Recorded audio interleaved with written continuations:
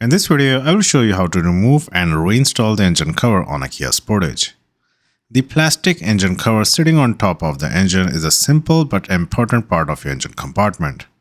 It not only looks aesthetically pleasing, but also reduces engine noise and protects the components from dust and debris. Whether you're doing some maintenance or just cleaning up, removing the engine cover is quick and easy.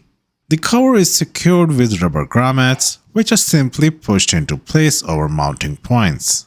To remove the cover, all you need to do is grab it firmly on one side and gently pull upwards. You may hear a slight popping sound as the rubber grommets release from their mounting points.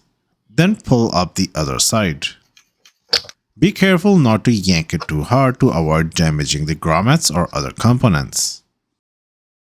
Look at the underside of the cover and you will see 4 rubber grommets. That goes over these mounting points on the engine. To reinstall the cover, simply line up the rubber grommets with the mounting points on the engine.